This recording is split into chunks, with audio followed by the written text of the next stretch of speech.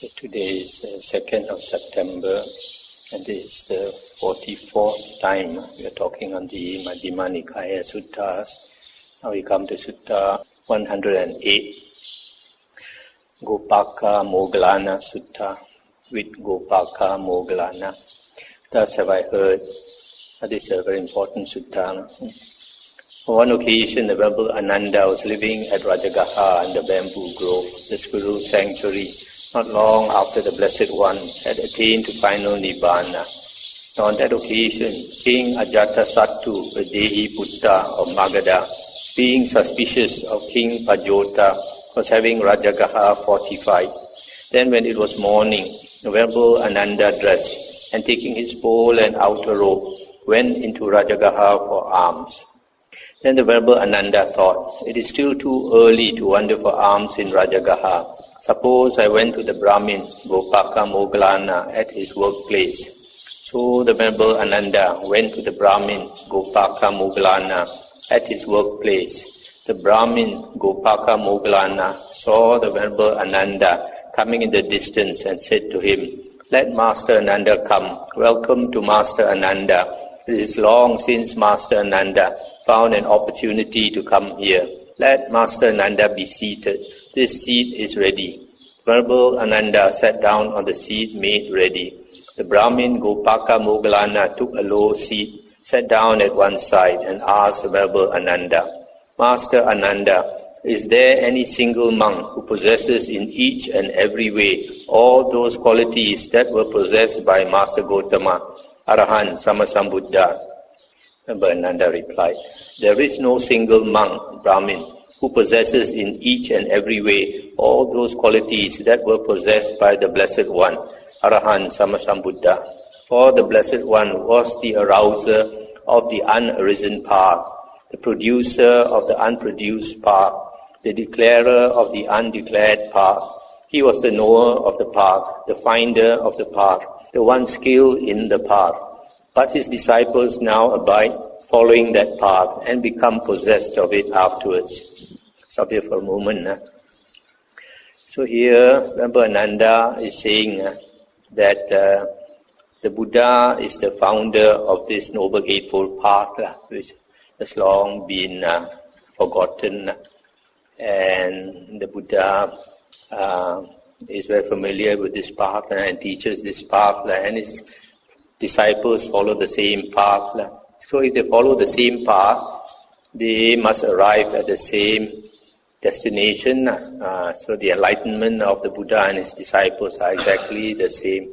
Only thing, as is mentioned in the Samyutta Nikaya, the Buddha says he is the first one to find this path, which has been lost for a long time. In other words, the Buddha is the first Arahan. In fact, in the suttas we find only the Buddha is called the Arahan. His disciples are not called Arahants. His disciples only later came to be called Arahants. During the Buddha's time, his disciples were called disciples liberated by wisdom. But this discussion between the Venerable Ananda and the Brahmin Gopakamoggallana was interrupted. For then the Brahmin Vasakara, minister of Magadha, while supervising the work at Rajagaha, went to the Venerable Ananda at the workplace of the Brahmin Gopakamoggallana. He exchanged greetings with the Venerable Ananda, and when this courteous and amiable talk was finished, he sat down at one side and asked the Venerable Ananda, "For what discussion are you sitting together here now, Master Ananda, and what was your discussion that was interrupted?" Brahmin, the Brahmin Gopakamoggallana asked me, "Master Ananda, is there any single monk who possesses in each and every way all those qualities that were possessed by Master Gotama, Arahan, Sammasambuddha?" I replied to the Brahmin Gopakamoggallana, "There is no single monk, Brahmin, who possesses in each and every way all those qualities that were possessed by the Blessed One, Arahan, Sammasambuddha. For the Blessed One was the arouser of the unarisen path, producer of the unproduced path, declarer of the undeclared path, etc. But his disciples now abide following this path and become possessed of it afterwards. This was our discussion that was interrupted when you arrived. Is there, Master Ananda, any single monk who was appointed by Master Gotama thus? He will be your refuge when I am gone. and whom you now have recourse to. There is no single monk, Brahmin, who was appointed by the Blessed One who knows and sees, Arahant Sammasambuddha thus. He will be your refuge when I am gone, and whom we now have recourse to. I'll stop here for a moment. So actually we find in the Mahaparinibbana Sutta, when the Buddha was about to enter Parinibbana, Venerable Ananda asked him, whom should we follow after you are gone? And the Buddha did not appoint a disciple to take his place. Instead, the Buddha said, you follow the Dhamma and Vinaya that I have taught. That will be your teacher after I am gone. This is in contradiction with the Mahayana teachings. In Mahayana, they said that the Buddha appointed Mahakassapa to succeed him. Also, I forgot to mention here, this is one of the suttas that was compiled after the Buddha had passed away. The time of this sutta, the Buddha had entered Parinibbana. But is there, Master Ananda, any single monk who has been chosen by the Sangha and appointed by a number of elder monks thus? He will be our refuge after the Blessed One has gone, and whom you now have recourse to. There is no single monk, Brahmin, who has been chosen by the Sangha and appointed by a number of elder monks thus. He will be our refuge after the Blessed One has gone, and whom we now have recourse to. But if you have no refuge, Master Ananda, what is the cause for your concord? That means your harmony. We are not without a refuge, Brahmin. We have a refuge. We have the Dhamma as our refuge. I'll stop here for a moment. As I mentioned just now, the Buddha says, take the Dhamma Vinaya as your teacher after I am gone. So that is what they are following. Even for the Buddha, after the Buddha was enlightened, Buddha says that his teacher is the Dhamma, that which he venerates. Even though he is the Dhamma Raja, he conducts himself according to Dhamma.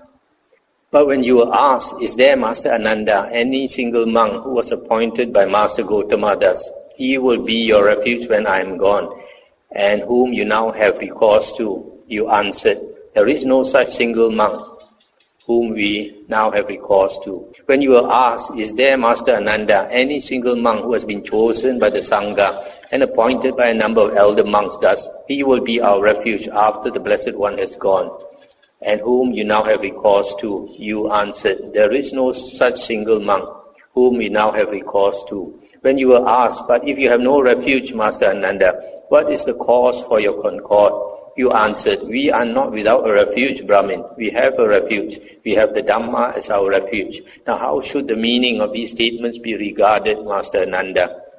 Brahmin, the Blessed One who knows and sees, Arahant Sammasambuddha, has prescribed the course of training for monks, and he has laid down the Patimokkha. On the Uposatha day, as many of us as live in dependence upon a single village district meet together in unison, and when we meet, we ask one who knows the Patimokkha to recite it.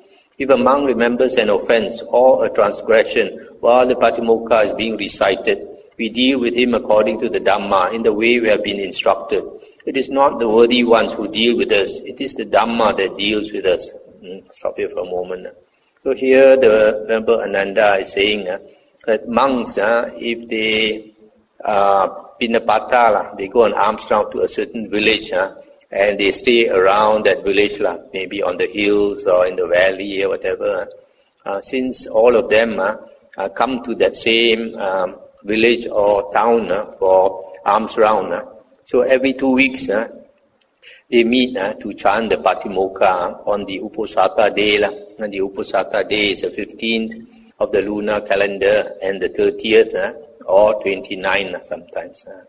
So when they come together, if they have any offense, they will confess to another monk. And so they practice the Dhamma and Vinaya as laid down by the Buddha. Is there, Master Nanda, any single monk whom you now honor, respect, revere and venerate, and on whom you live in dependence, honoring and respecting him? There is a single monk, Brahmin, whom we now honor, respect, revere and venerate, and on whom we live in dependence, honoring and respecting him. But when you were asked, is there Master Ananda, any single monk who was appointed by Master Gotama, you answered, there is no such single monk. When you were asked, is there Master Ananda, any single monk who has been chosen by the Sangha, you answered, there is no such single monk.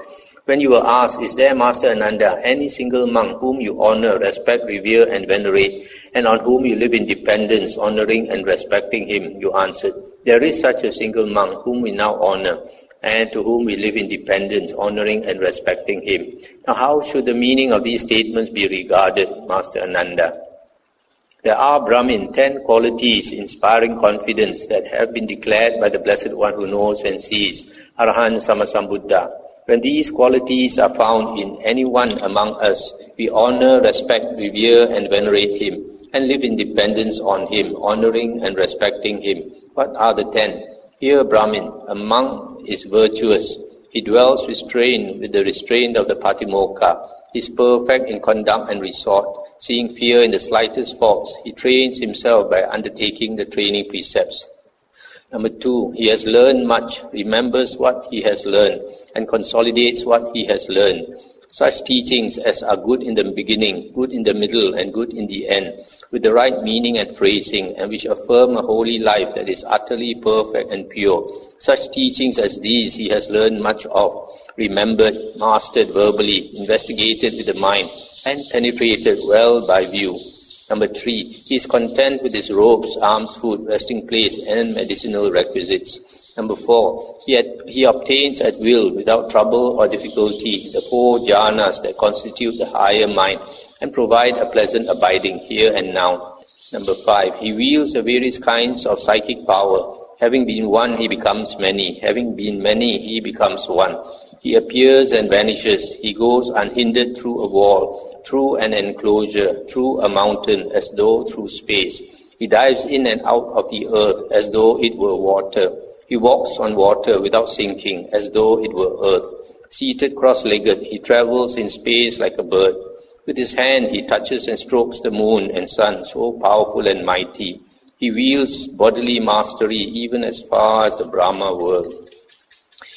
With the divine ear element, or heavenly ear element, which is purified and surpasses the human, he hears both kinds of sounds, the celestial or the divine and the human, those that are far as well as near. Number 7, he understands the minds of other beings, of other persons, having encompassed them with his own mind. He understands the mind affected by lust as affected by lust, and the mind unaffected by lust as unaffected by lust. He understands the mind unaffected by hate as affected by hate, and the mind unaffected by hate as unaffected by hate. He understands the mind affected by delusion as affected by delusion, and the mind unaffected by delusion as unaffected by delusion. He understands a contracted mind as contracted, and a distracted mind as distracted. He understands an exalted mind as exalted, and an unexalted mind as unexalted. He understands a surpassed mind as surpassed, and an unsurpassed mind as unsurpassed. He understands a concentrated mind as concentrated, and an unconcentrated mind as unconcentrated. He understands a liberated mind as liberated, and an unliberated mind as unliberated. Number 8, he recollects his manifold past lives, that is 1 birth, 2 births, 3, 10, 100, 1,000, many worlds, cycles, etc. Thus, with the aspects and particulars, he recollects his manifold past lives.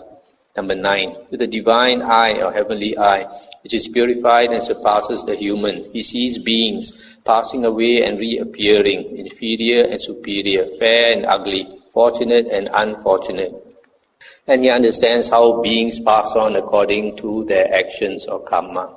Number 10, by realizing for himself with direct knowledge, he here and now enters upon and abides in the liberation by mind and liberation by wisdom that are taintless with the destruction of the taints.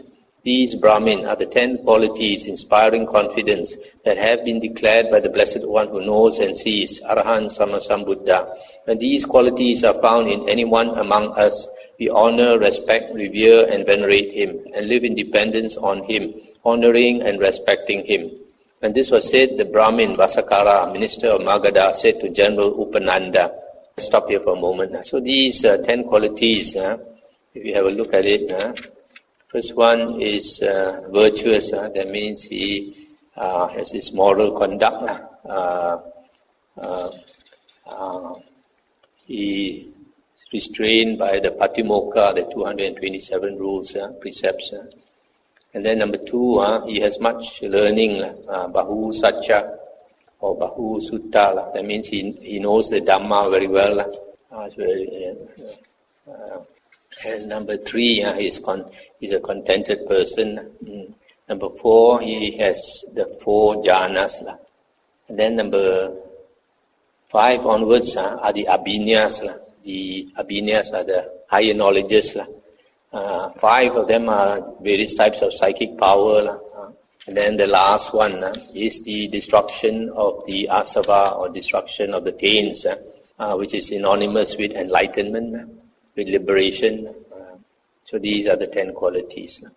When this was said, the Brahmin Vasakara, minister of Magadha, said to General Upananda, "What do you think, General? When these worthy ones honor one who should be honored, respect one who should be respected, revere one who should be revered, and venerate one who should be venerated, surely they honor one who should be honored, respect one who should be respected, etc., and venerate one who should be venerated. For if these worthy ones did not honor, respect, revere, and venerate such a person, then whom could they honor, respect, revere, and venerate, and on whom could they live in dependence, honoring and respecting?"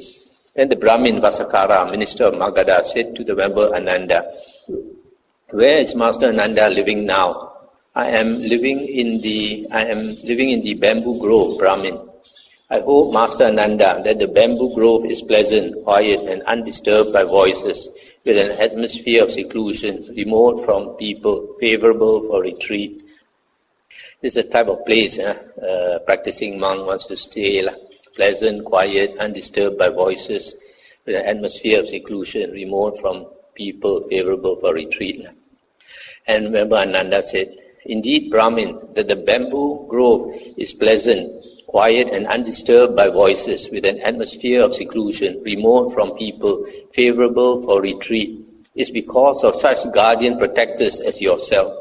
Indeed, Master Ananda, that the bamboo grove is pleasant, quiet and undisturbed by voices, with an atmosphere of seclusion, etc., favorable for retreat, is because the worthy ones who are meditators, because of the worthy ones who are meditators and cultivate meditation. The worthy ones are meditators and cultivate meditation." Stop here for a moment. So here the Venerable Ananda says that they have such a suitable place like the bamboo grove to practice is because of strong supporters like this minister, guardian protectors. They protect the monks, protect the monks' places. And then he is a bit humble. He said, "No, it's because the bamboo grove is so pleasant because of monks like you who meditate." And he continued, "On one occasion, Master Ananda, Master Gotama was living at Vesali in the hall with the peaked roof in the great wood. Then I went there and approached Master Gotama, and in many ways he gave a talk about meditation. Master Gotama was a meditator and cultivated meditation, and he praised every type of meditation." And Venerable Ananda said, "The Blessed One, Brahmin, did not praise every type of meditation, nor did he condemn every type of meditation. What kind of meditation did the Blessed One not praise? Here, Brahmin, someone abides with his mind obsessed by sensual lust, a prey to sensual lust, and he does not understand as it actually is the escape from arisen sensual lust. While he harbors sensual lust within, he meditates, premeditates, outmeditates, and mismeditates. Similarly, he abides with his mind obsessed by ill will, sloth and torpor, restlessness and remorse, and doubt. And so while he harbors these hindrances within him, he meditates, premeditates, outmeditates, and mismeditates. The Blessed One did not praise that kind of meditation. And what kind of meditation did the Blessed One praise? Here, Brahmin, quite secluded from sensual pleasures, secluded from unwholesome states, a monk enters upon and abides in the first jhana, With the stilling of applied and sustained thought, he enters upon and abides in the second jhana. With the fading away as well of delight, he enters upon and abides in the third jhana. With the abandoning of pleasure and pain, he enters upon and abides in the fourth jhana. The Blessed One praised that kind of meditation. It seems, Master Ananda, that Master Gotama censured that kind of meditation that should be censured, and praised that kind of meditation that should be praised. And now, Master Ananda, we depart. We are busy and have much to do. Now is the time, Brahmin, to do as you think fit. Then the Brahmin, Vasakara, minister of Magadha, having delighted and rejoiced in the Venerable Ananda's words, rose from his seat and departed. Then soon after he had left, the Brahmin Gopakamoggallana said to the Venerable Ananda, Master Ananda has not yet answered what we asked him. Venerable Ananda said, did we not tell you, Brahmin, there is no single monk, Brahmin, who possesses in each and every way all those qualities that were possessed by the Blessed One, Arahant Sammasambuddha. For the Blessed One was the arouser of the unarisen path, producer of the unproduced path, declarer of the undeclared path. He was the knower of the path, finder of the path, the one skilled in the path. But his disciples now abide, following that path, and become possessed of it afterwards. So this last part, Ananda says again, there is no monk that can compare with the Buddha. For the Buddha was the founder of the path, the first Arahant. All the monks' disciples, the Aryan disciples, they are humble. They say the Buddha is the one, their teacher, and they dare not compare themselves with him. Even though many of them, they have all the psychic powers that the Buddha possesses. They never compare themselves with him. And also, whenever they teach, they don't say they teach the Dhamma. They always say they teach the Dhamma of the Bhagava Arahant Sammasambuddha.